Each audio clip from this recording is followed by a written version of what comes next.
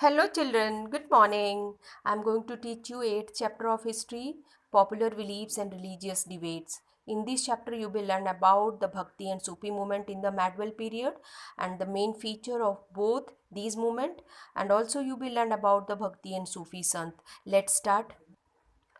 In response to the oppressive and often unjust practice of orthodox religious, Madhwal India witnessed the birth of several religious movements and new faith. The most important of these were the Bhakti and Sufi movement and the new faith called Sikhism. Medieval period में जब लोगों को ऐसा लगने लगा कि उन्हें दबाया जा रहा है, अन्याय हो रहा है, या बहुत सारे रूढ़िवादी जो कर्मकांड थे, प्रथाएं थी, उनकी वजह से नए मूवमेंट स्टार्ट हुए इंडिया में और नए फेथ भी। तो दो जो इम्पॉर्टेंट मूवमेंट थे वो थे भक्ति एंड सूफी मूवमेंट, और जो नया फेथ था वो सिखिज़म कहलाया। These movements challenge the exciting social and religious practice such as the caste system, untouchability and elaborate and expensive rituals. ये भक्ति एंड और सूफी मूवमेंट जो थे, इन्होंने हमारे सोशल और रिलीजियस प्रैक्टिस को चैलेंज करना स्टार्ट किया, हमारे कास्ट सिस्टम को, अनटचेबिलिटी को, और बहुत सारे जो एक्सपेंसिव जो कर्मकांड थे उनको चैलेंज करना स्टार्ट किया। They preach the message of equality and simple living and state the importance of devotion of God. ये प्रचार करते थे इक्वलिटी का, सिंपल लिविंग का, और इनका था इम्पोर्टेंस किस बात को लेकर के कि डिवोशन टू गॉड यानी भगवान के लिए पूरा समर्पण। The new way of thinking brought about the sweeping of change in Indian society. इस तरह से जो नए ये विचार हमारे समाज में आए, इसने इंडियन सोसाइटी को पूरी तरह से चेंज करके रख दिया। भक्ति मूवमेंट इट्स स्प्रेड, मतलब कैसे भक्ति मूवमेंट की शुरुआत हुई इंडिया में और कैसे इसका प्रचार हुआ। So let's focus on the Bhakti movement. The Bhakti movement originated in South India sometime around the 7th century CE. It emphasized the idea of worshipping God and through total surrender and absolute devotion. भक्ति movement south India में शुरुआत हुई इसकी, और लगभग 7th century के आसपास। इसका जोर किस पर था, मतलब भगवान की वर्शिपिंग गॉड यानी भगवान की पूजा पर इसका जोर था, यानी अपने आप को पूर्ण समर्पण कर देना भगवान के आगे, तन मन धन से, और एकदम भगवान की भक्ति में लीन हो जाना। टू ग्रुप ऑफ संत, भक्ति मूवमेंट में दो तरह संतों का दो ग्रुप था। एक नैनार्स कहलाता था, संत called the Nayanars and the Alvars. जो नैनार थे वो शिव की पूजा करते थे, और जो अलवार्स थे विष्णु की पूजा करते थे, and played important role in the spreading of bhakti movement. इन दोनों ही तरह के संतों ने, नैनार्स और अलवार्स ने, बहुत ही भक्ति मूवमेंट में इम्पॉर्टेंट रोल प्ले किया। And hailing from the diverse background, ये अलग अलग बैकग्राउंड से आते थे। कुछ लोग पॉटर्स थे, प्रिस्ट थे, सोल्जर, यहाँ तक कि लेदर वर्कर्स भी इसमें इस भक्ति मूवमेंट में संत थे। The Nayanars and Alvars completely rejected the caste system and traveled from place to place spreading their messages for of love for and devotion to one's personal god।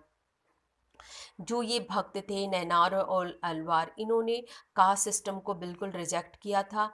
ये पूरे जगह घूमा करते थे और लोगों में ये मैसेज प्रचार करते थे कि लव का मैसेज ही प्रचार करते थे, और उनका मानना था कि अपना एक जो पर्सनल गॉड है उसके लिए पूरा समर्पण होना चाहिए। They did this through poem songs written in the local language of South India.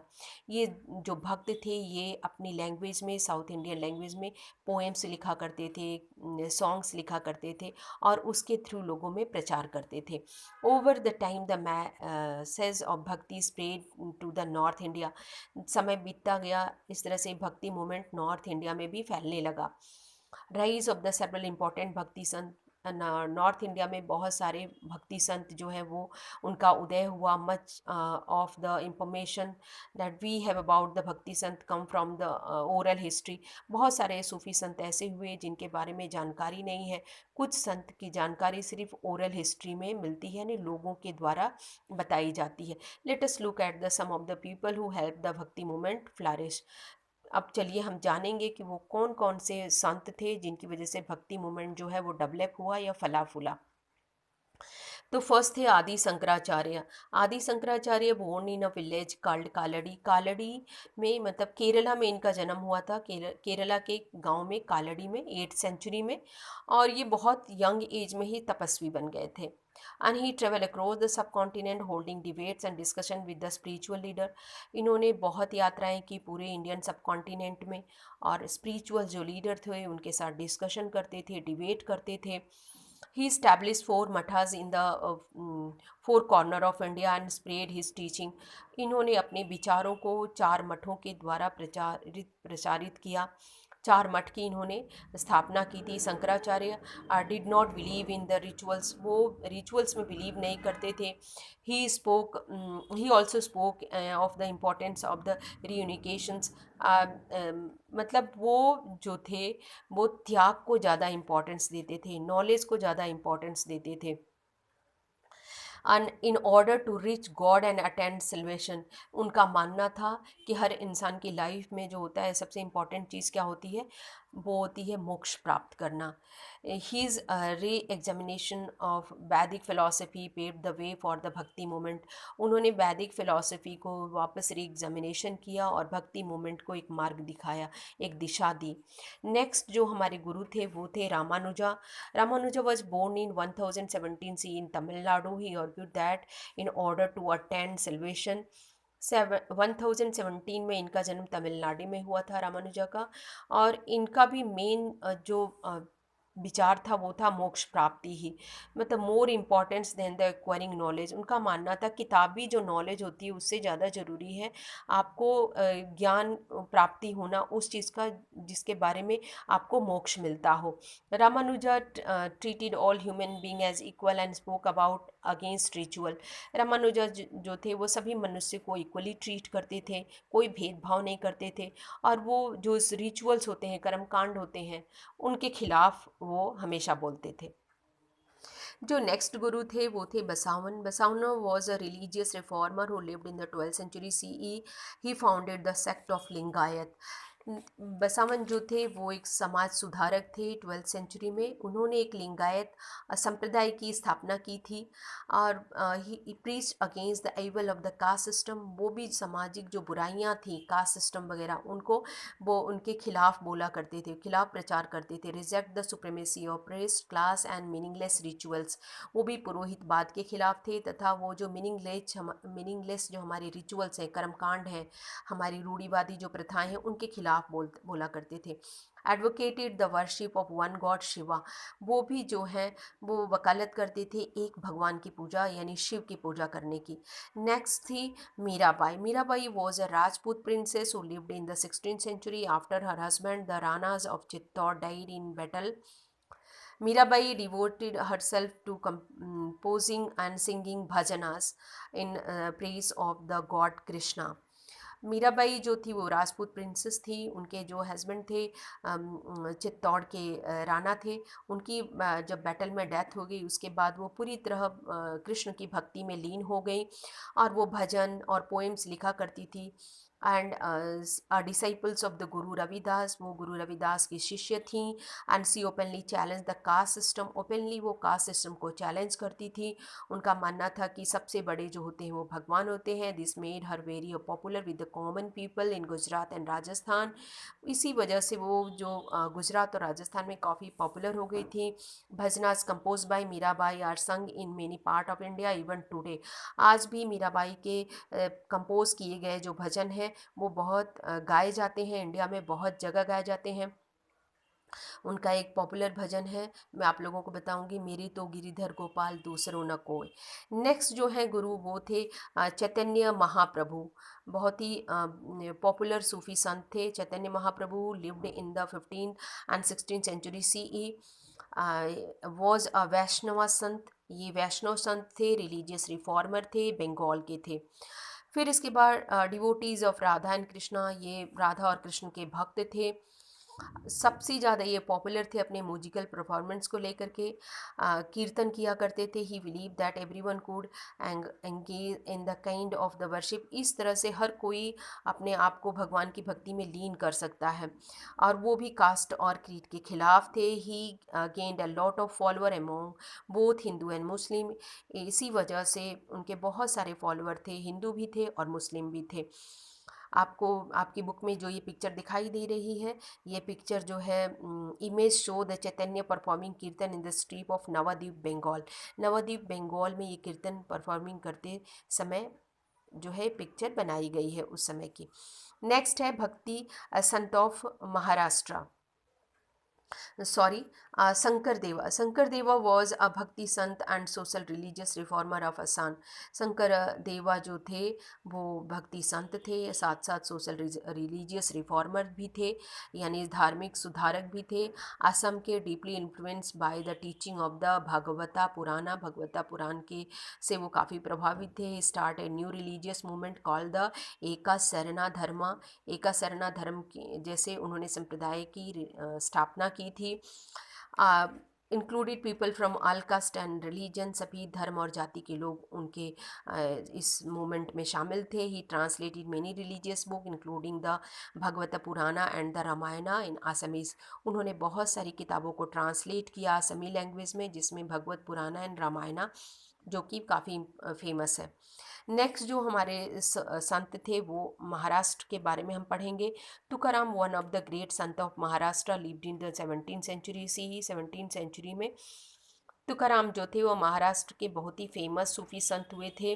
Other important sant poets who played important role in the changing of the religious climate of the Maharashtra between the 13th and 17th century include the Janeshwara, Ramadeva, Eknath, as well as the women like the Chokhamela and Sakhubai. ये सब जो थे important सूफी संत थे जिन्होंने 13 से लेकर 17 century के बीच में महाराष्ट्र में जो रिलीजियस क्लाइमेट था उसको चेंज करने में अपनी बहुत ही इम्पॉर्टेंट रोल प्ले किया। All of them were worship the lord Vitthala. ये सभी के सभी जो थे विट्ठल स्वामी के जो थे भक्त थे। अवतारा विट्ठल जो थे विष्णु के ही अवतार माने जाते हैं। Popularly laying the simple songs. ये लोग अपनी भाषा में पोएम्स और गाने लिखा करते थे मराठी लैंग्वेज में। एंड फिर इसके बाद जो है oppose the rituals and advocated living within family. ये सभी संत जो हैं वो वकालत करते थे सिंपल लिविंग की, यानी सादा जीवन बिताना चाहिए इंसान को। फिर इसके अलावा oppose the idea of renunciation of the world. ये उन सब विचारों के खिलाफ हुआ करते जिससे कि फैमिली टूट जाती है। मतलब जो ये साधु संत हुआ करते थे उनका मानना था कि फैमिली के साथ रहकर भी भगवान की आराधना की जा सकती है। The Sufi movement. The Sufi were the Muslim mystic. जो सूफी मूवमेंट हुआ करते थे ये मुस्लिम संत हुआ करते थे और originally from the middle east. ये मिडल ईस्ट से आए थे। They started arriving in India by the 11th century. ये इंडिया में आए 11th सेंचुरी में and soon won over the many followers. और बड़ी जल्दी इनके बहुत सारे फॉलोअर्स हो गए। The Sufi were called so because of the coarse garment they wore. Sufi लोग, सूफी वर्ड का मतलब होता है मतलब काफ़ी मोटे कपड़े पहनने वाला, तो ऊनी कपड़े, इंडिकेटिंग द सिंपल लिव्स। उनका जीवन जो होता है काफ़ी सादा होता है। The Sufi also known as pirs. जो सूफी होते हैं उन्हें पीर्स भी बोला जाता है। Rejected the strict code of the worship laid down by Islams. जो ये पीर होते हैं या जो सूफी होते हैं उन्होंने इस्लाम के द्वारा जो स्ट्रिक्ट कोड थे उनको रिजेक्ट कर दिया था and focus instead the spreading of message of love tolerance and equality. इन्होंने इस्लाम के कोड को रिजेक्ट करने के बाद उन्होंने फोकस किया, यानी लोगों में मैसेज क्या दिया, लव का, टॉलरेंस का और इक्वलिटी का। They express their devotion to god through dance music and poetry. इनका भी मानना था हम भगवान को अपनी भक्ति दिखा सकते हैं, एक्सप्रेस कर सकते हैं डांस म्यूजिक और पोएट्री के थ्रू। The Sufi pir develop a form of devotion music known as qawwali. Singers were called qawwals. जो सूफी पीर्स थे उन्होंने डेवलप किया एक नए ढंग का म्यूज़िक जिन्हें कव्वाली बोला जाता था, और जो गाने वाले सिंगर हुआ करते थे उन्हें कव्वाल बोला जाता था। The Sufi came to be organize into different silsilas. Sufi लोगों के अपने अलग अलग ऑर्डर हुआ करते थे, अलग अलग सिलसिला हुआ करता था, लेड बाय द पीर्स। अलग अलग पीर और जो सूफ़ी होते थे वो अलग अलग अपने खानका बनाते थे, यानी कि उनके रहने का जो रेसिडेंट्स होता था वो। एंड विद हिज मुरीद, यानी जो उनके शिष्य होते थे उन्हें मुरीद यानी डिसाइपल्स बोला जाता था। द पीर ट्रेंड देयर मुरीद, जो पीर या सूफी संत होते थे वो अपने जो शिष्य होते हैं उन्हें ट्रेंड करते थे, अपने सीक्रेट नॉलेज जो होता था उन्हें पास करते थे। फिर इसके बाद वो नॉमिनेट भी करते थे अपने वाली यानी सक्सेसर को, यानी कि उनके बाद जो है उनके विचारों को कौन आगे बढ़ाएगा, कौन कैरी करेगा। The pir use different method to train their murid, अलग अलग तरीके अपनाते थे अपने मुरीद यानी अपने शिष्य को ट्रेन करने के लिए। सम मैथड्स, जो कुछ मैथड थे वो थे, जिक्र हुआ करता था, सामा एंड रक्स। ये सारी चीज़ों को अपना करके वो अपने मुरीद को जो थे यानी अपने शिष्य को ट्रेंड किया करते थे। The majority of Sufi Sant in India belong to either the Chishti and or the Surhawardi order. India में जो सूफ़ी संत के मेन जो ऑर्डर थे वो थे चिश्ती, और संप्रदाय जो थे वो चिश्ती और सुरहावर्दी थे। Over time the Chishti order became more influential as it produced a long line of the prominent peers. Khwaja Muinuddin Chishti was the founder of the Chishti order in India. जो चिश्ती संप्रदाय था, जो चिश्ती पंथ था, वो काफ़ी लोगों को प्रभावित करता था। इसके जो पीर थे वो काफ़ी प्रभावशाली थे, उनका नाम था ख्वाजा मुइनुद्दीन चिश्ती। उन्होंने ही इस चिश्ती संप्रदाय की स्थापना की थी। Other well known pir of the order include the Bakhtiyar Kaki, Fakhruddin Ganjshakar and Nizamuddin Auliya, Salim Chishti, Amir Khusro. Amir Khusro of the best known poet of the medieval time. Amir Khusro जो थे वो मेडवल पीरियड के बहुत जाने माने पोएट थे। And disciples of the Nizamuddin Auliya, वो निज़ामुद्दीन औलिया के शिष्य भी थे। Sheikh Sihabuddin Sohrawardi and the Hamid Uddin Nagori were the two of the most well-known sant of the Sohrawardi सिलसिला। अभी तो हम लोगों ने चिश्ती पढ़ा, अब सोहरावर्दी पढ़ रहे हैं। तो सोहरावर्दी के दो मेन पीर्स माने जाते हैं यानी संत माने जाते हैं, एक शेख सिहाबुद्दीन सोहरावर्दी और दूसरे Hamid Uddin Nagauri. Like the Bhakti Sant and Sufi Sant also earned respect from the common people because of their simple approach towards lives and religion. भक्ति संतों की तरह सूफी संत ने भी कॉमन लोगों से बहुत रिस्पेक्ट मिला इन लोगों को, क्योंकि इनका जो जीवन था वो काफ़ी सादा था और इनके विचार काफ़ी ऊंचे थे। In order to reach out of the larger audience, many Sufi Sant composed their poetry and also taught in Hindi. They reach out to all people irrespective of their religion or caste. सूफ़ी जो संत हुआ करते थे उन्होंने हिंदी भाषा में भी बहुत सारी पोइट्री कंपोज की ताकि कॉमन लोगों तक उनकी पहुंच हो सके। Let's focus on case study of Kabir. Kabir के बारे में अब हम पढ़ेंगे। Kabir who lived in the 15th century was one of the greatest sant and thinker of the medieval era. He grew up in Banaras. Banaras में इनका बचपन बीता, where he came to be contact with the both Muslim and Hindu sant, जहाँ वो हिंदू और मुस्लिम दोनों संतों के कांटेक्ट में आए। एंड इस तरह से उन्होंने ऑब्जर्व किया टीचिंग दोनों तरह की, हिंदू और मुस्लिम दोनों तरह की रिलीजियस टीचिंग को उन्होंने ऑब्जर्व किया।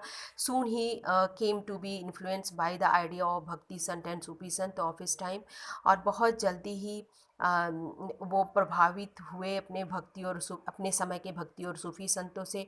He went on to becomes of disciples of the Ramanand who was the follower of Ramanuja. ये जो थे वो इनके गुरु जो थे वो रामानंद थे, जो कि रामानुजा के फॉलोअर्स थे। Kabir said there was a only one God. Kabir का मानना था भगवान एक हैं, उनके नाम अलग अलग हैं, चाहे राम हो, हरि हो, अल्लाह हो, कुछ भी हो, मतलब भगवान एक ही हैं, तो गॉड एक है। He rejected the caste and system. उन्होंने कास्ट सिस्टम को रिजेक्ट किया था पूरी तरह। Kabir preaches the message of unity and tolerance. Kabir जो थे वो अपने मैसेज प्रचार करते थे कि मतलब यूनिटी का यानी एकता का और टॉलरेंस का यानी सहिष्णुता की नीति का पालन करना चाहिए। He did not believe that it was necessary to stop being a householder to order to reach God. उनका मानना था कि हमें गृहस्थ जीवन में भी रह करके भगवान तक पहुंचा जा सकता है। कबीर ने बहुत सारे जो थे वो दोहे कंपोज किए, भजन कंपोज किए हिंदी में। तो आज भी वो बहुत ही पॉपुलर है, उनकी भक्ति भी पॉपुलर है। Through his teaching Kabir sought to underline the similarity between the different religion like the Hindus and Islam. He challenge the caste system and the role of the priest and rituals of the worship. इन्होंने इन सब चीज़ों को, चाहे वो priest हो उसके role को लेकर के, कास्ट सिस्टम, इन सबको चैलेंज किया। As a result many of common people across and faith became his followers. Many, बहुत सारे लोग जो थे इनके फॉलोअर्स थे, इनको मानने वाले थे। इनके विचारों को गुरु ग्रंथ साहिब में भी डाला गया है, जो सिखों की बहुत ही फेमस और पवित्र बुक है। Hindu and Muslim, however Hindu and Muslim Orthodox religious leader rejected the teaching of Kabir. वो बात अलग है कि हिंदू और मुस्लिम कुछ कट्टरपंथी जो लीडर थे, उन्होंने कबीर के विचारों को, टीचिंग को जो है वो रिजेक्ट किया। नेक्स्ट जो हमारे संत हैं उनका नाम है गुरु Nanak Dev ji. Guru Nanak Dev ji the founder of Sikhism and the first of the 10th Sikh guru was born in Nankana Sahib, previously known as Talwandi। गुरु नानक देव जी का जन्म तलवंडी में हुआ था, जिन्हें ननकाना साहिब कहा जाता है, a village in the Punjab and provinces in Pakistan, जो कि अब पाकिस्तान में है। इनका जन्म 1469 में हुआ था। गुरु नानक जो थे वो अर्ली लाइफ में उन्होंने अपने झुकाव को दिखा दिया था कि वो स्पिरिचुअल हैं, आध्यात्मिक हैं, और ही spent much of his time in the company of Sant and acidic. उन्होंने अपना बहुत सारा जीवन का समय जो है वो संतों, तपस्वियों के साथ में बिताया। नानक जो ट्रेवल फॉर वाइड और स्प्रेड हिज मैसेज, उनके विचारों की वजह से ही नए जो था बर्थ हुआ सिखिज़म का। एंड वो अगेंस्ट बोला करते discrimination of people on the basis of caste and religion. धर्म और जाति के आधार पर किसी का शोषण नहीं होना चाहिए। वो प्रमोट करते थे यूनिवर्सल ब्रदरहुड को, और फिर इसके साथ साथ वो मानते थे कि सभी धर्म और जाति के लोगों को एक साथ बैठ करके खाना चाहिए, यानी लंगर या कम्युनिटी किचन की भी स्थापना गुरु नानक देव जी ने ही की थी।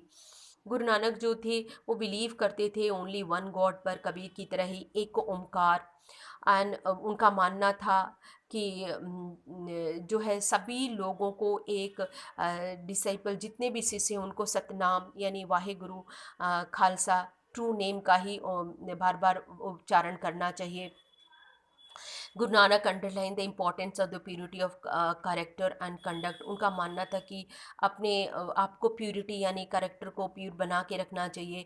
ही felt it was necessary for people to have a guru and spiritual guidance. उनका मानना था बहुत ज़रूरी होता है इंसान को अपनी लाइफ में एक गुरु का होना, एक स्पिरिचुअल गाइडेंस का होना।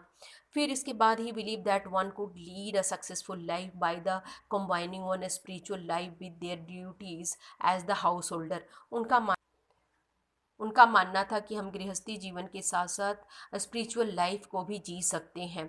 उनके जो की प्रिंसिपल थे गुरु नानक देव जी के, उनकी जो टीचिंग थी वो 3 महत्वपूर्ण थी। फर्स्ट था नाम जपो, किरत करो एंड बंद चखो। नाम जपो का मतलब है अपने भगवान को, अपनी बुराइयों को छोड़ दो, यानी जो काम, क्रोध, मद, लोभ, मोह, जो बुराइयां हमारी हैं हमारे अंदर, उनको निकाल देना चाहिए। किरत करो यानी अच्छे काम करो। थर्ड है बंद चखो, मतलब work hard and earn honest. अच्छे काम करो मतलब वर्क हार्ड मतलब मेहनत करके पैसा कमाओ, चीटिंग मत करो। अब बंद चखो मतलब आपके पास जो कुछ भी हो उसे शेयर करो, जिसको ज़रूरत है उसको दो पक्का। फिर इस तरह से गुरु नानक देव जी जो थे वो सेटल्ड हो गए करतारपुर में। फिर 1539 में जो है पासीज अवे, और उनके बाद जो है गुरु अंगद देव जी जो है नेक्स्ट गुरु बने। तो स्टूडेंट मैं आप लोगों को यहाँ 10 सिख गुरुओं के नाम बताऊंगी। आई होप कि आप लोग नोट कर लेंगे। फर्स्ट जो गुरु थे गुरु नानक देव जी थे, सेकंड थे गुरु अंगद देव जी, थर्ड गुरु अमरदास जी, फोर्थ गुरु रामदास जी, फिफ्थ गुरु अर्जन देव जी, सिक्स गुरु हरगोबिंद देव जी, सेवन्थ गुरु हरराय देव जी, एट्थ गुरु हरकृष्ण देव जी, नाइन्थ गुरु तेग बहादुर थे, और 10वें और लास्ट गुरु थे गुरु गोविंद देव जी, गुरु गोविंद सिंह जी। तो गुरु ग्रंथ साहिब जो है वो बहुत ही फेमस होली बुक है सिख धर्म के लोगों की। और ये जो बुक है हरमंदिर साहिब में है, जिसे कि गोल्डन टेम्पल कहा जाता है, जो कि अमृतसर में है। The religious debates and new way of thinking that marked this period of medieval Indian history gave rise to more democratic and joyful form of worship that was free of rituals and orthodoxy। इस तरह से नए जो विचार आए medieval period में, इन्होंने इन विचारों ने लोगों को और आज़ाद बना दिया और उनकी लाइफ को काफ़ी जॉयफुल बना दिया, ताकि वो फ्री हो पाए अपने जो रूढ़िवादी प्रथाएं थी उनसे फ्री हो गए। इस तरह से मेडवल पीरियड ने बहुत ही इम्पॉर्टेंट रोल प्ले किया। इन मेडवल पीरियड में इन सूफ़ी संतों ने काफ़ी इम्पॉर्टेंट रोल प्ले किया। आई होप स्टूडेंट कि आप लोगों को ये चैप्टर समझ में आया होगा। मैं आप लोगों को यहाँ कबीरदास जी का एक दोहा है, पढ़ के सुना रही हूँ। दुख में सुमिरन सब करे, सुख में करे न कोय, जो सुख में सुमिरन करे तो दुख काहे होय। तो मतलब है इसका कि सुख में तो सब लोग कर लेते हैं, लेकिन दुख में कोई नहीं करता है। इसीलिए दुख और सुख दोनों में ही भगवान को याद रखना चाहिए। इसके अलावा मैं आप लोगों को एक और दोहा बता रही हूँ कबीरदास जी का, कि मन इतना निर्मल हुआ जैसे गंगा नीर, और पाछे पाछे हरी फिरे कहत कबीर कबीर। यानी कि स्टूडेंट बच्चों, अपने मन को मतलब मैला नहीं करना चाहिए, कभी छल कपट नहीं भरना चाहिए। साफ़ सुथरा प्यूरिटी रखवाने से तुम्हें भगवान के पास जाने की ज़रूरत नहीं है, भगवान तुम्हारी हेल्प करने खुद ब खुद आ जाएगा। Thank you children.